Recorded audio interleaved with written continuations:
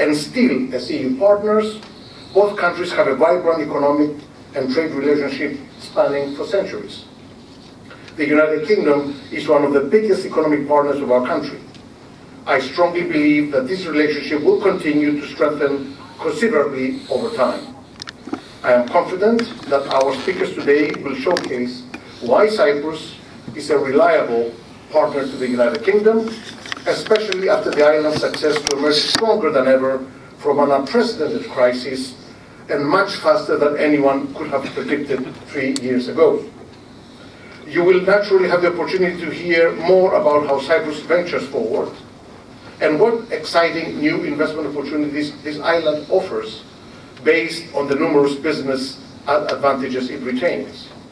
And of course, I am sure that it will be covered extensively how Cyprus and the United Kingdom can work together while the British government is trying to secure the best possible Brexit deal. It is a great honor to be amongst such a distinguished audience, and I truly appreciate the opportunity of saying a few words on behalf of the Cyprus Chamber of Commerce and Industry. It is pointless for me to talk about the importance of the business, economic, political and social ties we have with the UK. Such a statement is not only common knowledge, but also a financial fact, with UK being one of Cyprus's most significant trading partners, not just in goods, but in services. This is a position we aspire to maintain and further enhance in the new evolving European reality, but also in view of the decision of the British people to vote in favour of Brexit. Tourism, of course, is vital to the island, and I think we're seeing record visitor numbers at the moment, but also energy may play a huge part in the future of the island, so I hope we hear something about that this evening. So please join me in welcoming the Minister.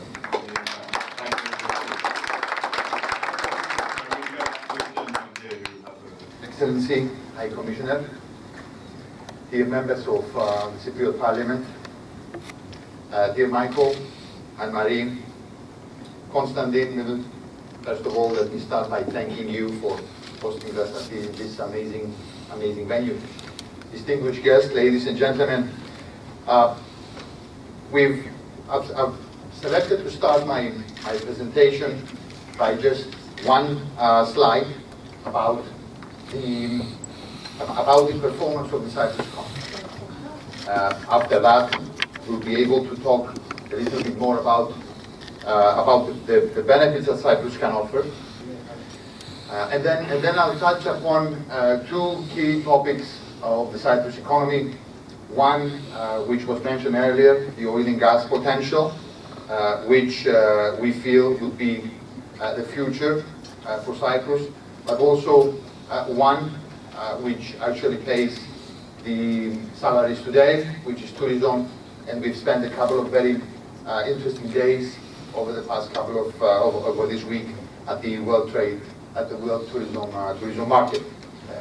Well, until they fix this, let me go through really quickly about the Cyprus economy then, and say that despite the very harsh recession that we had in 2015, having a negative growth of almost 6%, ladies and gentlemen, minus 5.9, and then minus 2.5 in 2014, we've been able to recover much sooner than anyone had predicted, and we're able to deliver a growth of 1.6% last year, and we're well on our way forecasting to grow at about 2.7% in 2016.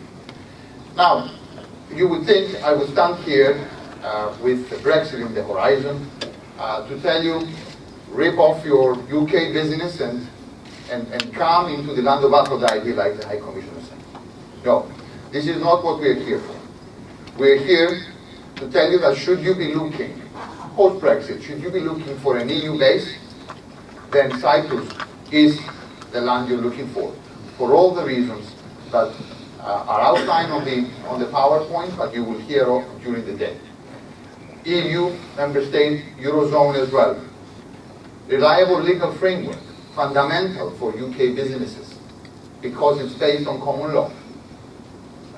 Strategic location, all that important. Think just one one more recent development, the deepening, widening of the Suez Canal. Cyprus is the first landmass you encounter as you come out, and the last one before you go into the Suez Canal.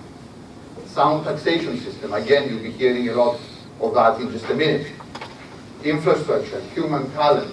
My friend Peter mentioned earlier the number of students, Cypriot students studying in British universities. I don't expect that number should change, and we do have very qualified talented people, which I must say have been fundamental in our quick recovery, fundamentally. So what industries are attractive? Tourism, hospitality. Again, I will pay particular emphasis on that in this presentation. Energy, the same. Shipping, we have one of the largest fleets in the world. Professional services. I have to tell you about this, that the registration of new companies from between January and October 2016 grew by 22%. For the 14th consecutive month, we grew the registration of new companies. Trust is coming back. We haven't reached yet the levels of 2012, but we are getting there pretty quickly. And that's also been part of our recovery. Investment funds, technology and innovation. We haven't done, it's true, we haven't done much on technology and innovation. We are changing them, along with structural reforms, along with e-government, along with changing the way we run the country. Right? We will be investing in technology and innovation. But allow me, as I mentioned at the beginning, to touch base, because you'll be hearing a lot of the presentation today, touch base on the oil and gas. You may be aware that there's been discoveries in the Eastern Mediterranean, particularly between Cyprus, Israel, and Egypt. And just to give you a number, 2,000 billion cubic meters are the discoveries of natural gas to this day between the three countries. To put it into perspective, the whole of the EU consumed 430 BCM in 2015. So even though this 2,000 BCM, most of it will be consumed regionally, mostly by the countries who made the discovery, nonetheless there would be a point that all of the discoveries will pile up and will become an alternative source of supply and route for the European Union, for Europe as a whole. So what are we doing as a country? So far we have 5 license contracts out, 3 contracts to Eni and Kogas consortium, 1 contract to Shell, Noble and Delek, and there we have 1 discovery named Aphrodite, I commissioned, and 1 block to Total. We will be having exploration activity in 2017, particularly starting with Block 11, but it's particularly of particular importance for a reason I will talk about in a minute. But another important event is actually happening as we speak, which is the 3rd licensing round. And the 3rd licensing round for 3 blocks, blocks 6, 8, and 10, has attracted the interest of very big names in the industry, despite the economic hardships which the industry is currently going through. So for Block 10, we have ExxonMobil together with Qatar, competing against consortium between Eni and Total and Statoil. In Block 6, we have a bid from Eni and Total together, the consortium. And for Block 8, we have Kern, Delek, Avner, competing with Eni.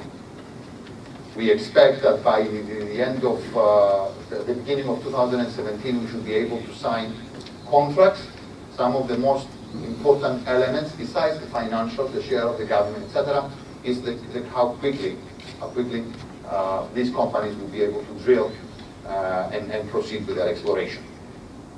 But as I mentioned at the beginning, Cyprus is not the only country which is at play here. This is what's happening regionally. And you can see there's a lot of activity going on in neighboring Egypt, Israel, and hopefully we'll be able to see Lebanon moving soon now that they have a new president. And needless to say that our role as a country in all of this activity, we feel that we will be representing the Eastern Med in the EU and the EU in the Eastern Mediterranean. Right? We want to create an environment where companies can operate and invest the millions, sometimes billions of dollars required to exploit the natural resources of the Eastern Mediterranean. That's why we have excellent relationships with Egypt, with Israel, with Lebanon. We have delimitation agreements. We have framework agreement with Egypt. We're negotiating one with Israel and Lebanon. And we continue now, we're in the process of getting into cross-boundary pipeline agreements, which, let's not forget that the Eastern Med is not like the North Sea. This area is still in its infancy, and so is the cooperation between the countries. So a lot of these agreements which countries in the north take for granted don't exist in the Eastern Med. We have to work hard for them, and we are doing that. We're doing exactly that.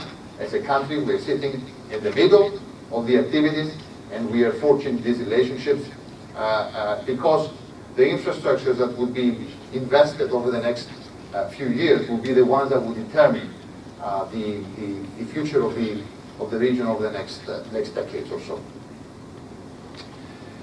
So, oil and gas, please take a look at what we are doing. I think you'll find pretty interesting.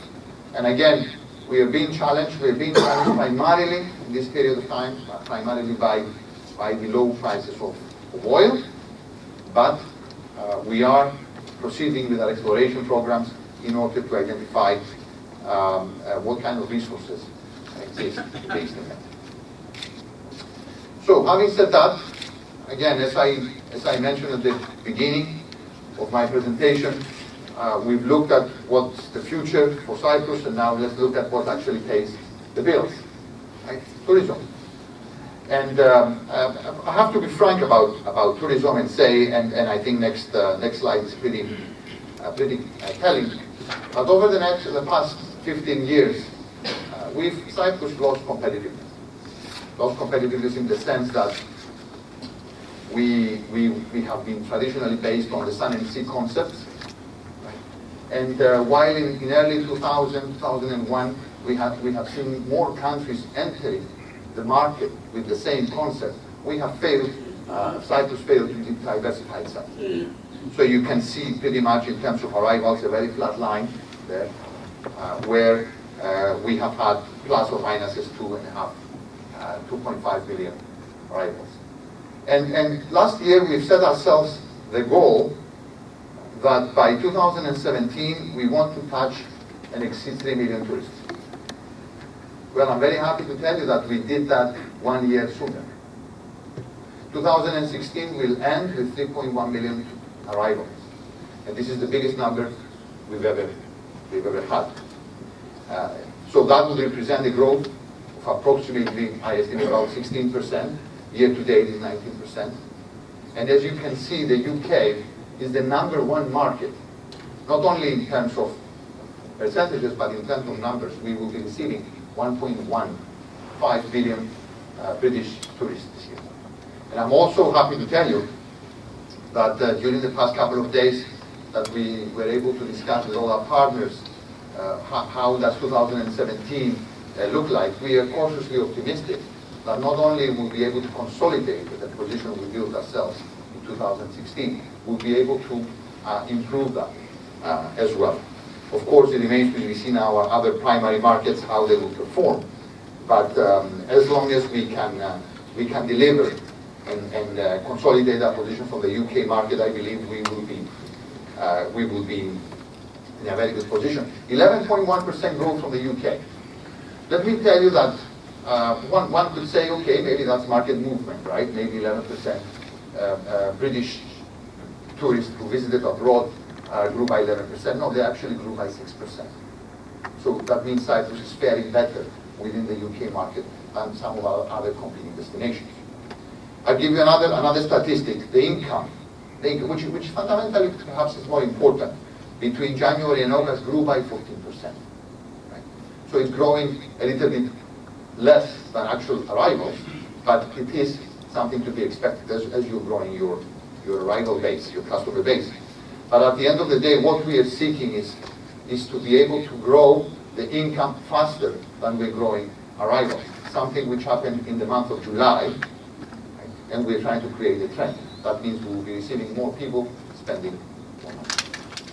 Now, in order to, when we set this plan a couple of years back, and we said to ourselves that we want to target 3 million people by 2017, right? We've also identified how do we cover that gap, that trend. So how do we bring extra people? And the answer was basically, and particularly with this catchment area and the radius, where it shows very clearly the opportunity, right? We've identified a number of infrastructure projects. So besides actually going through very deep structural reforms, we are in the final process of creating a tourism sub-ministry. We are in the final stages of a 10-year strategy, which will be concluded. And we are also in the final stages of revamping the whole tourism legislation to make it easier to do business, right? We've tried to invest in a number of infrastructure projects, such as yachting tourism. We have the Limassol Marina, already completed, operational, can host up to 1,000 boats. We have the Marina in Ayia Napa. We've laid the foundation stone a few weeks ago, to be precise. The Paphos Marina, I hope that we will have news tomorrow in terms of financing, so that that will proceed. And we're talking about projects anything between here 100 to 350 million euros, right, which is quite significant for a country the size of Cyprus. So we've invested a lot in yachting tourism, golf courses as well, theme parks, health, wellness, and what we are particularly proud of is the integrated casino resort. Last year, about this time, I was standing in front of similar audience and I was talking about that we are proceeding with our plans to grant one license for an integrated casino resort. We've strategically selected that we will not follow the traditional European model of having multiple types of smaller casinos, one in every city, but we will grant one license for 30 years, out of which 15 years will be exclusive. That license was aimed at attracting an investment much bigger than just a casino, a gaming floor, but entertainment, things that we were missing in our portfolio, like convention centers for tourism, and a six-star hotel, minimum of 500 rooms. So we've set pretty ambitious goals for ourselves. And I'm very happy to report to you that last Friday, we actually awarded the tender to a consortium led by Hard Rock and Melco, the Asian group. And now pending some due diligence process that we'll have to follow over the next few weeks, we should be able to sign that license and grant it by December. The proposal includes 500 rooms for phase 1 hotel, 136 casino tables, 1,200 slot machines, 12 food and beverage units, a spa of 4,000 square meters, 6,000 square meters of hard block live entertainment space, and a huge space as well for convention center. Now, we expect that this project will attract at least another 300,000 tourists. That's why it's falling under the Ministry of Tourism and not Ministry of Finance. We expect it will create about 4,000 jobs during construction, and it will also employ about 4,000 people during its operation. Total investment, we expect it will exceed 550 million euros. This is according to the proposal, ladies and gentlemen. Now, we've been working on this for 3 years, so you will allow me to take 4 minutes from your time to show you a small video.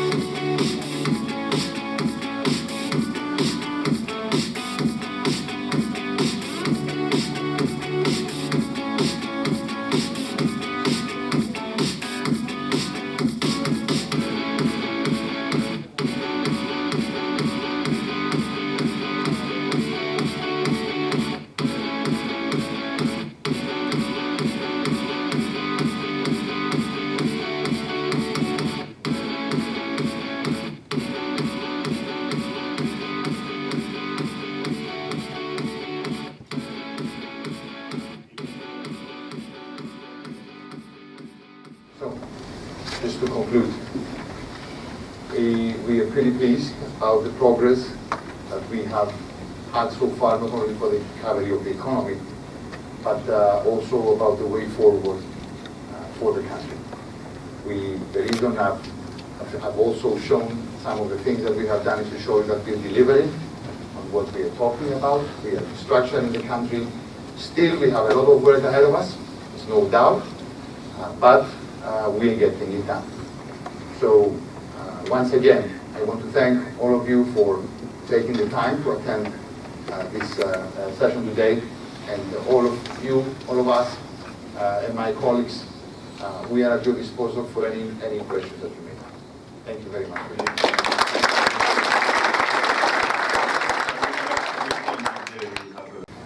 Thank you very much for the invitation here this evening.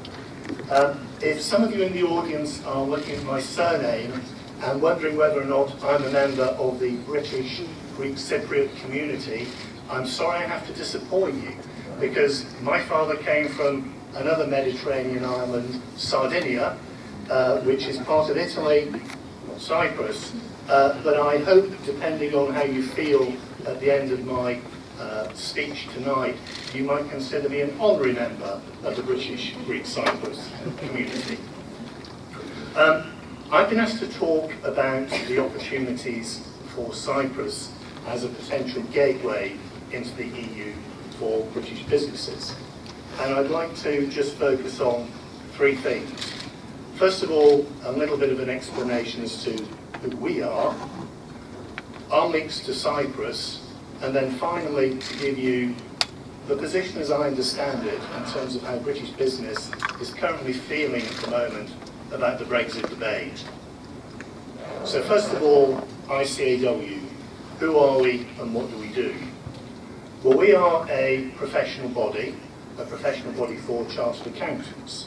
We were the first national body in the world, and we were formed in 1880. In fact, we're based just down Moorgate, a few hundred metres away from here. Today, we have 147,000 members in over 155 countries. Our membership is split fairly evenly between members in practice and members in business. And it's the expertise and insights of our members in business that I'll be drawing on later on. In terms of the links between the ICAW and Cyprus, we have what I believe are deep and friendly links with many organisations and institutes in Cyprus. We've been training chartered accountants in Cyprus for over 20 years, and at the moment we have in excess of 2,000 members in Cyprus and over 750 students studying for the chartered accountancy exams. We work with employers, higher education and tuition providers in Cyprus to deliver very high quality financial and business training. In fact, the standard of that training is so high that Cyprus often has global prize winners from the ACA on an annual basis. Now that's no mean achievement given that they are competing on a global stage. We are, though, acutely aware that when you work in the accountancy profession and in the financial community, reputation is everything. And we work closely in Cyprus with the Cypriot authorities, the regulators, and indeed the local accountancy body, ICPAC, to ensure that those standards never drop and are not diminished. Let me come along now to the meat of my talk tonight, which is Brexit. And let me say first of all that many UK businesses find themselves planning for a situation they didn't anticipate. We could, indeed, at the moment it looks likely, that we will be leaving the EU in March 2019. And if that comes to pass, there is no guarantee that we will have access to those markets that we're currently trading in on the same terms as we enjoy today. I think it's fair to say that this is causing much concern and angst across the UK business community, but especially in financial services. Because I think even those businesses who were in favour of leaving the European Union still need some certainty with regard to their planning going forward. Nobody likes a vacuum. Now, I should say that I have no inside track in terms of what the government plans to do in terms of its negotiations. But I am fortunate in that we have regular dialogue with ministers. So just 2 weeks ago, I had an hour-and-a-half session with David Davis, who's the minister charged with overseeing the UK's exit from the EU. He heads up a government department called DEXU. And it seems to me that the government is building most of its plan at the moment around the idea that we will be able to secure equivalence. And the way that the minister explained his plan was that when any major free trade agreement is negotiated, the parties to the agreement spend most of their time determining where they stand vis-à-vis each other, i.e. their equivalence. The beauty of when the UK leaves the EU in 2019 is that the UK will be equivalent, because up until that time we will have taken all regulation and directive from the European Union, and therefore we will be able to secure an equivalent deal. The problem, when I talk to many businesses though about this strategy, is that equivalence is not a firm platform on which to build a business strategy, and it's certainly not one on which people want to make major investments. Many businesses consider it too uncertain. And of course, if the UK government were to decide to repeal any regulation or directive, we would cease to be equivalent. And of course, the EU is a rule and legislative making body. So are we just going to become a rule taker as opposed to be a rule maker in future? I don't think that's what people voted for on the 23rd of June. So that is, I believe, not a great platform on which to build. So it's my belief that UK businesses are looking for alternative strategies. I think any business will need perhaps at least one or two alternatives that they can pursue if the government's agreed approach doesn't work for them. And it's why I think this discussion this evening, therefore, is particularly important. Because in the last few months, we here in the UK have seen many visitors from overseas. We've had the Dutch rolling out the orange carpet. We've had visitors from the Polish Prime Minister. We've had the French, the Germans, and indeed the Irish. And while these are people with whom we cooperate and collaborate closely, we do know that fundamentally, underneath it all, they would very much like to take the majority of certain business areas. I think what Cyprus potentially offers is a partnership. And I think that is based on many, many decades of mutual trust and working together. And I think that that is a particular difference that these discussions might be able to build on. Now, I don't want to repeat everything that the Minister said in his slide, But it is important that when business is looking for perhaps a base within the EU, either to build a substantial presence or a subsidiary, that various factors can be agreed upon. And it's this ecosystem of support that is incredibly important when a board is making a decision about an investment. I think I've demonstrated adequately in my introductory remarks that certainly for the accountancy profession, Cyprus has a skilled reserve of professionals who are operating to the very high standards and able to give support. I believe that that ecosystem extends across professional services. I know from my own visits to Cyprus that English is widely spoken and is the de facto business language for many people. I don't think the common law system should be underestimated. In fact, if you were to fly east from London, you have to go a long way past Cyprus to find another common law jurisdiction, and I think that's very important.